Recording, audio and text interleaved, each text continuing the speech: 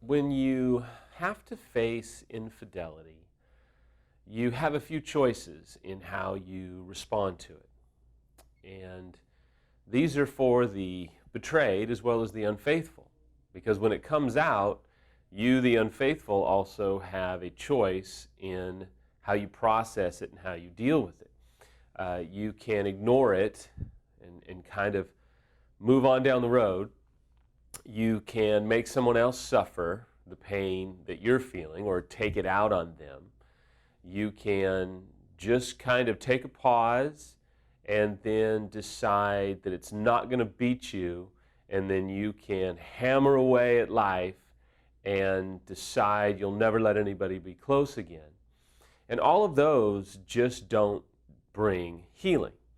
The response that I'd encourage you to take is to, number one, grieve for it, number two, accept it, and number three, start to work through it. There's just not a lot of other responses that are going to really make your life richer or more meaningful anyway. And so today I want to talk to you about how you move through it.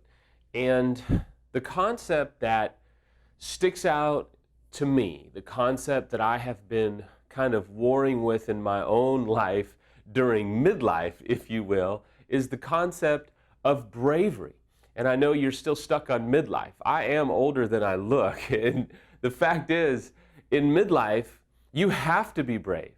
And if you're going to go through infidelity, bravery is a must. When I had to start over, I was having to do a lot of brave things. I've had to do a lot of brave things in my life. I grew up in the inner city. I was surrounded by gangsters and drive-by shootings, and people would break into our house all the time. I mean, if it wasn't for God's grace and the fact that I could throw a little white baseball really, really fast, I don't know how we would have made it out of the inner city that we were in. And I've had to do a lot of brave things, and I've gotten to do a lot of brave things. But when I was being brave, I don't remember anybody sitting me down and saying, it's time to be brave. My mom yelled at me from the baseball stands, get tough. And Mom was tough herself. But when you're going through infidelity, you're going to have to accept the fact that you're going to have to let go of the life that you had planned and embrace the life that is now yours. And you have to accept it.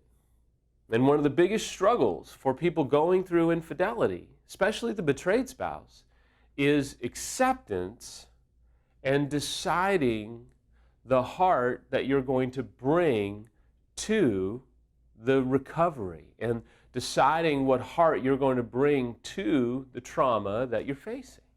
But it's equally true for the unfaithful, because when your affair comes out, you have a choice on how you're going to respond.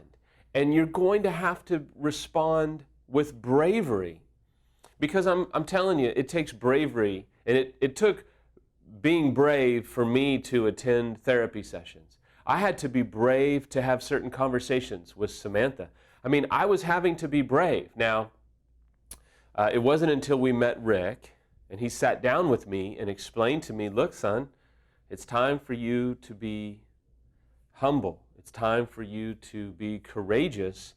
And it's time for you to face what's in front of you, because if you continue to deny it, and if you continue to be a jerk to Samantha, you're going to wake up one day and you're going to be divorced, visiting your kids on the first, third, and fifth weekends, and you're going to have done a lot more damage than you've already done.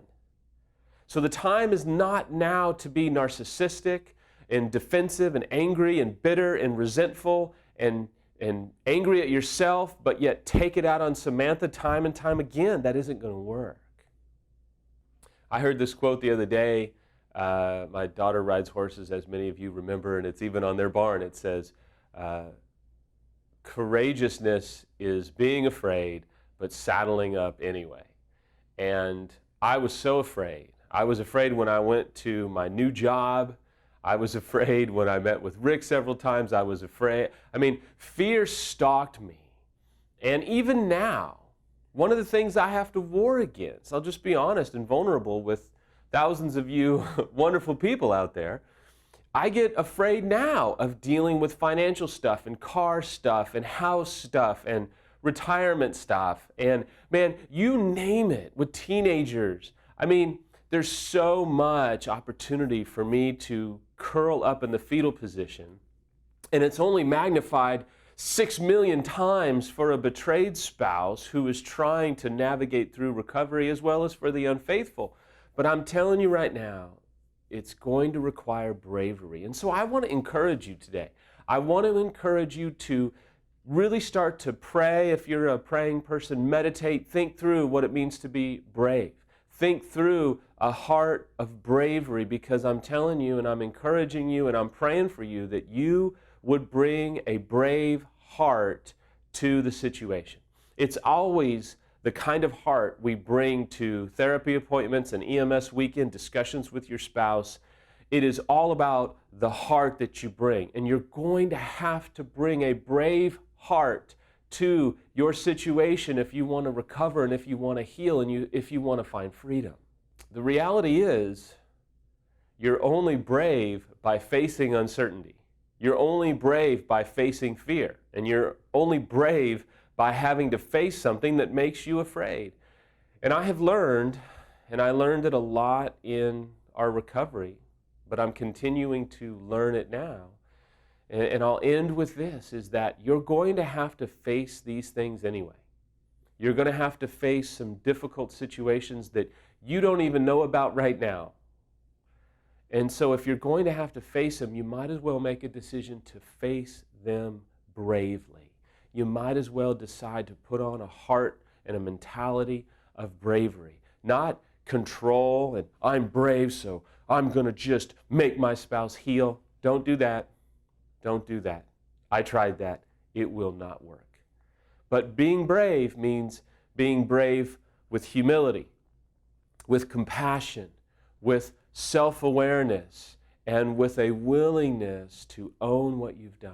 If you're betrayed today, you're probably facing more than you ever thought you were going to have to face. But I encourage you to face it with bravery and with courage, because you'll never be ashamed of yourself if you'll face it with a sense of courage and a determination to not let this make you curl up in the fetal position and hide anymore.